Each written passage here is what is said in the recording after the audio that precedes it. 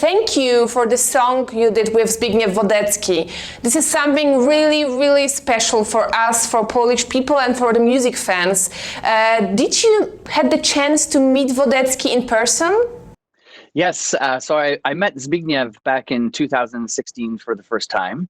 And I was doing this award show with Margaret. And during sound check, while they're setting up the hall and the gala, I was hanging out with Margaret, and there's this guy playing trumpet, and I turned my head and I see this, very tall, handsome man, and he's playing the trumpet.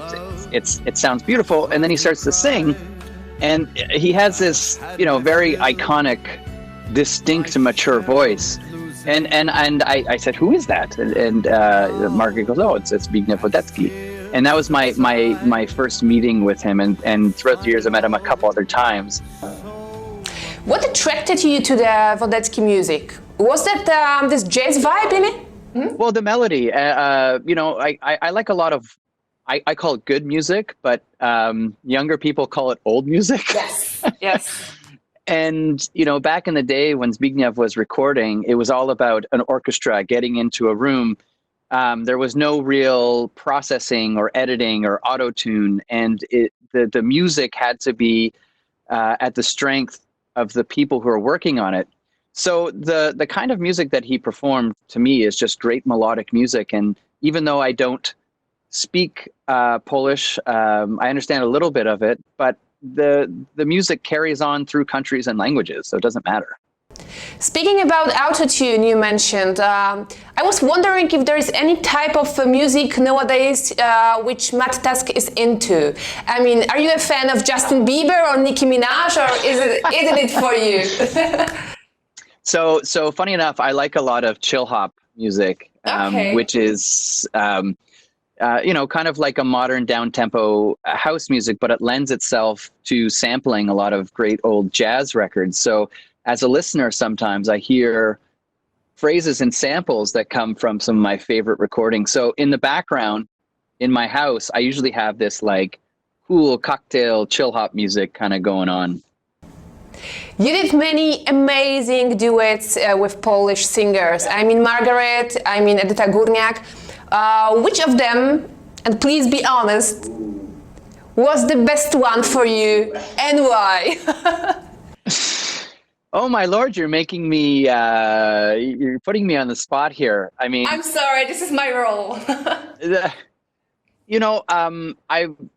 One of the most enjoyable performances for me was to perform with Edyta Górniak, because when we actually recorded the song All the Way, it was in a similar situation where we're separated by an entire ocean, and she's recording over there and I'm recording over in North America. And when we actually had the opportunity to perform the track live, we did it at the Sopot Festival. It was an opportunity to finally meet the person and to have like a dance, a conversation, a singing on stage with the orchestra. And for me, the build up to that moment, because obviously everyone has something to say about Edyta. And when I got to perform with her, it was like nothing mattered except the music. We all know you have a Polish wife, and my big question, and I never had a chance to ask any musician about it, is what is the most irritating thing about Polish women? They always try to make me speak Polish. Okay. And then they laugh at me when I do, and then they say I sound like I'm speaking Chinese. So it's, I get very I get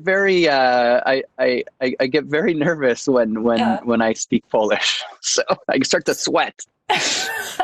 Don't ask me. I'm not gonna put you in this position. Don't worry, Matt. Thank you. And more, much more than this, I did it my way. Znam szyk złoconych sal, gdzie wielka gra orkiestra. I know you once said that Poland is your second home. Why? Is this because your wife is Polish and you know the love of your life is from Poland, or is it something else? No, I mean, it's very interesting because where I come from, Canada,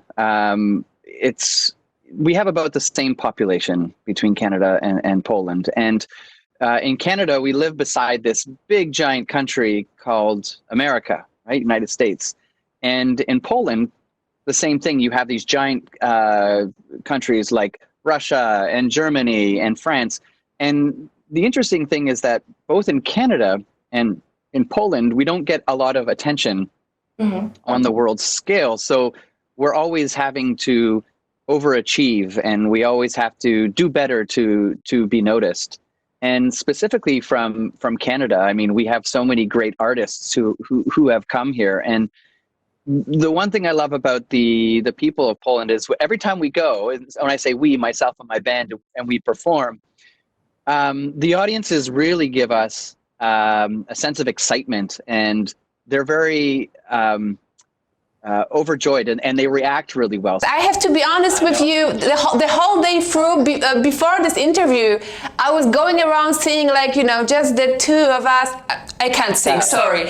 But this is really a hit. Do you consider yourself a hit maker?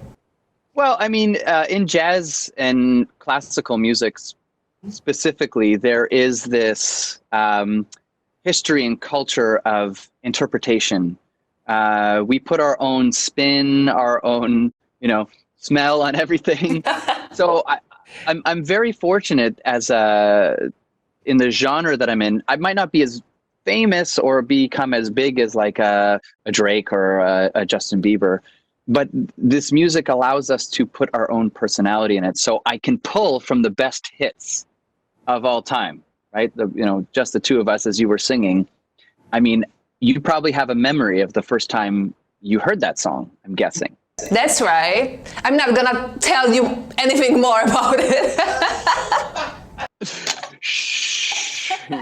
But what do you think about the future of the jazz, the swing music? Because, you know, nowadays, like we talked a few minutes ago, it's all about autotune. I feel it's all about being, you know, a modern pop star.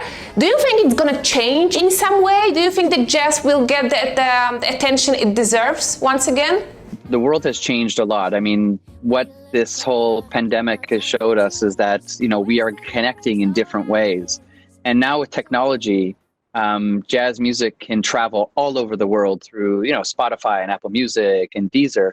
So what I've noticed is as we get older, we don't want to chug a bottle of vodka, but we like to sip on a cognac, right?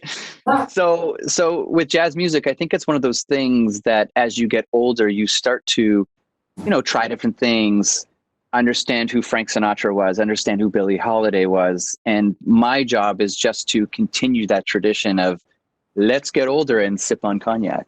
So you want to tell me that 17 years old Matt Dusk was listening to Guns N' Roses? Well, actually, U2 and Metallica, yeah.